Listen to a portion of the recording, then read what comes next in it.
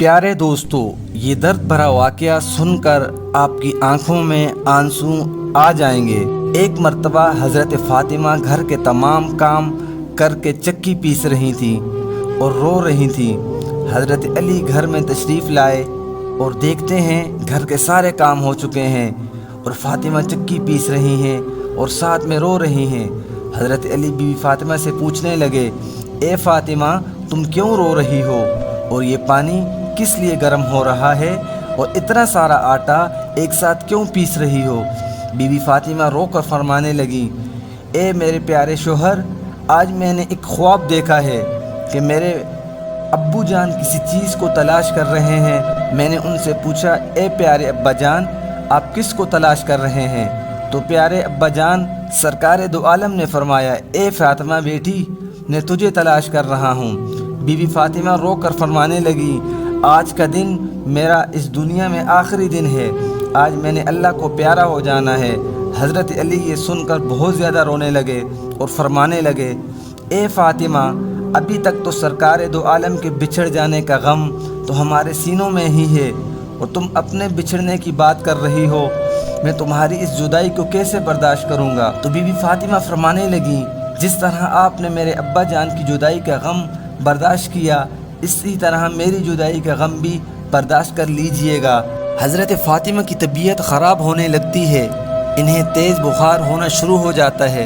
हज़रत अली रो रहे हैं, बीवी फ़ातिमा रो रही हैं और इतनी देर में इमाम हसन और इमाम हुसैन तशरीफ़ ले आते हैं।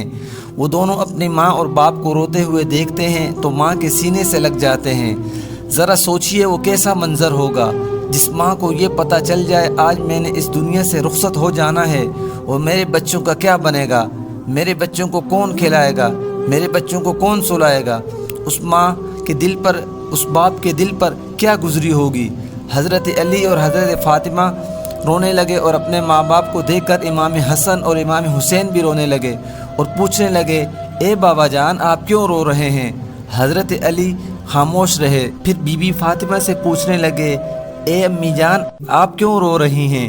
बीबी फ़ातिमा ने फरमाया, तुम दोनों अपने नाना की कब्र मुबारक पर चले जाओ। हदीस में आता है हज़रत इमाम हसन और हुसैन प्यारे नबी सरकार दो आलम की कब्र पर चले जाते हैं।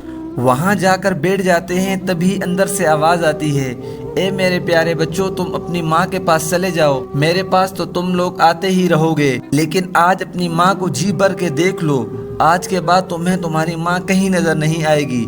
जब ये बात हसन और हुसैन के कानों में पड़ी तो वो दौड़ते हुए घर चले जाते हैं और माँ के सीने के साथ लिपट कर खूब रोते हैं। इतने में हज़रत बीवी फ़ातिमा की तबीयत और ज़्यादा ख़राब होने लगती है तो वो हज़रत अली को अपने पास बैठा कर 3 बातें कहती है। पहली बात ये कहती है, मैंने आपकी खिदमत में कोई कोताही की हो, आपकी नाफरमानी की हो तो मुझे माफ़ कर लीजिएगा। हज़रत अली रो कर फरमाते हैं, ए फ़ातिमा, तू नबी की बेटी है, तूने अपना हक़ अदा कर लिया है। बीवी फ़ातिमा दूसरी बात कहती हैं, ए मेरे प्यारे शोहर, जब मैं इस दुनिया से रुखसत हो जाऊं, आपने दूसरी शादी करनी हो तो कर लीजिएगा, मेरे बाद मेरे बच्चों को मेरा जितना प्यार भी दीजिएगा। और बीवी फ़ातिमा की तीसरी बात ये थी, जब मैं इस दुनिया से रुखसत हो जाऊं तो आप मेरे जनाजा में किसी को भी ना बुलाइएगा। ये बात सुनकर हज़रत अली हैरान हो जाते हैं और कहते हैं, ए फ़ातिमा, तुम नबी की बेटी हो, मैं तुम्हारे जनाजे में किसी को क्यों ना बुलाऊं?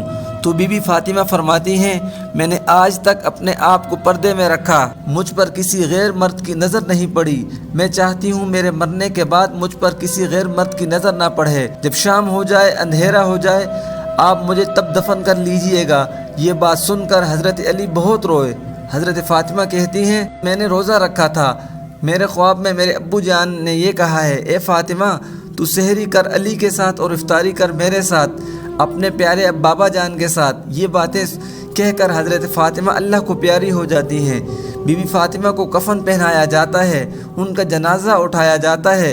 रिवायात में आता है जब बीवी फ़ातिमा का जनाज़ा उठाया जाता है तो एक तरफ हज़रत अली कांधा देते हैं, दूसरी तरफ इमाम हसन कांधा देते हैं।